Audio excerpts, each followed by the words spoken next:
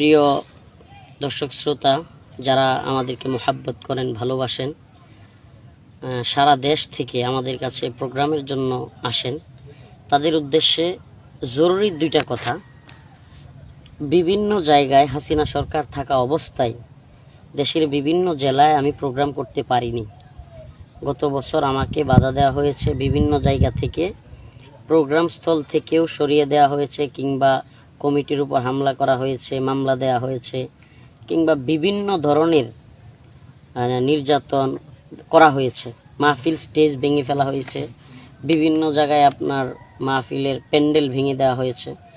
তো এই বছর যেই সমস্ত জেলাগুলোতে হাসিনা সরকারের বাধা ছিল, এই বছর মাহফিলের বাধা নাই এটা মনে করে অনেকে আমাদের সাথে যোগাযোগ করার জন্য আসতেছেন।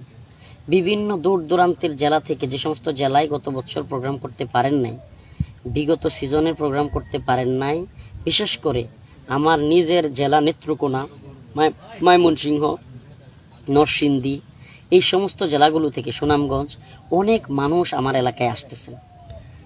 কিংবা অন্যান্য যে সমস্ত জায়গায় প্রোগ্রাম করতে পারছেন গত বছর, এরাও আসতেছেন। সকলের উদ্দেশ্যে আমার একটি কথা, আমরা রমজানের শুরুতেই আগামী সিজনের যত প্রোগ্রাম নেয়ার সকল প্রোগ্রাম নিয়েছি। আমি খুবই মাজুর মানুষ, আমি অন্যান্য অনেক আলোচক যারা আছেন 4-5টা করে মাহফিল করতে পারেন প্রতিদিন, আমি ওরকম পারি না।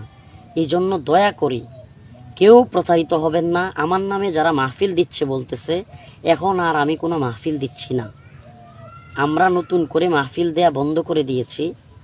অতএব কেউ মাহফিলের আশায় দূর দূরান্ত থেকে আমার মাদ্রাসায় আসবেন না। আপনারা কেউ আয়সা বসে থাকার পরে মাহফিল দিতে না পারলে নিজের মধ্যেও কীরকম জানি লাগে, লজ্জাবোধ লাগে, একটু খারাপ লাগে। যেহেতু শত শত কিলোমিটার দূর থেকে মানুষ এসে বসে থাকে, একটা প্রোগ্রাম নিতে পারে না, তখন যারা আসেন তাদেরও কষ্ট লাগে, আমারও কষ্ট লাগে। আর কিছু মানুষ এমন আছে যাদের অবস্থা হলো প্রোগ্রাম পাইলে সারাদিন না খাওয়াইলেও কোনো সমস্যা নাই, কিন্তু যদি প্রোগ্রাম না পায়, যতই আপ্যায়ন করি তবু বদনামের শেষ নাই। অতএব এই বিষয়গুলো কেন ঘটে? এগুলো এই জন্যই হয় যে দূর দূরান্ত থেকে কষ্ট করে আপনারা আসেন প্রোগ্রামের আশায়, কিন্তু আয়সা দেখেন মাহফিল নাই, তখন অনেকেই কষ্ট পায়। সবাই তো আর মুহিব্বিন না, কিছু লোক মুহিব্বিনের সুরতে কষ্ট দেয়। তো এই জন্য সবাইকে বলবো আন্তরিকভাবে, দয়া করে আগামী রমজানের আগ পর্যন্ত, এখন থেকে নিয়ে আগামী রমজানের আগ পর্যন্ত কোনো মাহফিলের জন্য আমাদের কাছে আসলে পাবেন না। অতএব আমাদেরকে এই সিজনের জন্য আপনাদের কাছে ক্ষমা চাচ্ছি। ইনশাআল্লাহ যারা প্রোগ্রামগুলো করতে পারেন নাই, বাধাগ্রস্ত হয়েছিলেন, আগামী সিজনে ইনশাআল্লাহ আপনাদেরকে প্রোগ্রাম দেওয়া হবে এবং আপনাদের অগ্রগণ্যের তালিকায় রাখা হবে।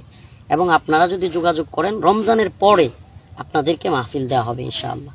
আসসালামু আলাইকুম রহমতুল্লাহি ওয়া বারাকাতুহু।